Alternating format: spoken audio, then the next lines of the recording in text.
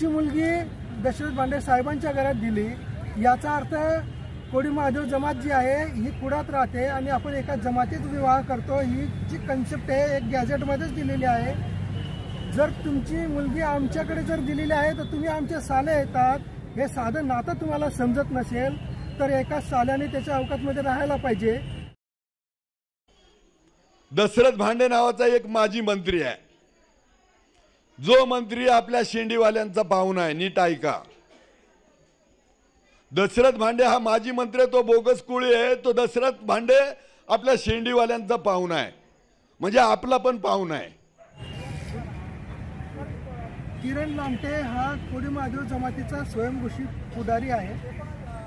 याने काही दिवसा अगोदर वक्तव्य केलं की शेंडीतील आमचे कोणीतरी बांधवाने आमचे दशरथजी भांडे साहेबांच्या घरामध्ये मुलगी दिली, ते आमचे मेवणे आहेत आणि ते बोगस आहेत असं वक्तव्य केलं। तर त्याला आमचं सांगणं आहे की तुमची मुलगी दशरथ भांडे साहेबांच्या घरात दिली, याचा अर्थ कोडी महादेव जमात जी आहे ही कुडात राहते आणि आपण एका जमातीत विवाह करतो, ही जी कन्सेप्ट आहे एक गॅझेटमध्येच दिलेली आहे।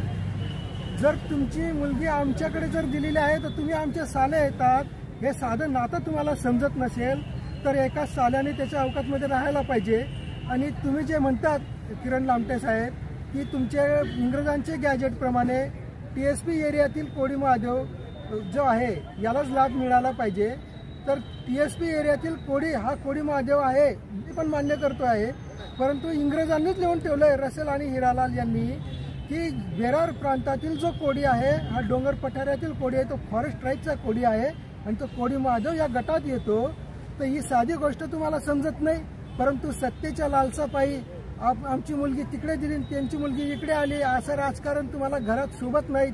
म्हणून असं जर तुम्ही राजकारण करत असाल तर अशा आमच्या कोडी महादेव जमातीमध्ये फूट पाडण्याचं काम या किरण लामटे यांनी केलेलं आहे। म्हणून याचा सुद्धा मी जाहीर निषेध करतो की तोल मोलून बोला। तुमच्या मुली जर आमच्याकडे चांगल्या प्रकारे नांदतायत तर तुम्ही त्याचं गुणगान गायला पाहिजे। या असं न करता तुम्ही मुलीवाले असून आमच्या लोकांना अशा प्रकारे जर बोगस म्हणून धुडकावत असाल तर तुमच्यासारखा हुशार काय म्हणावं यांना लामटेला जाऊ द्या। तर अशा प्रकारचा हा मनुष्य आहे, तर याच्या बोलण्याकडे लक्ष देऊ नका। आपला जमात एक आहे आणि एक राहू आणि एक याच्यापुढे एक म्हणून लढू। धन्यवाद। ॲडव्होकेट गणेश सोनवणे सरांच्या वक्तव्यानुसार सदर्व या लोकांवर कायदेशीर गुन्हे व्हावे अशी यांची मागणी असून मी Manoj Sapkale, Adalat times news channel.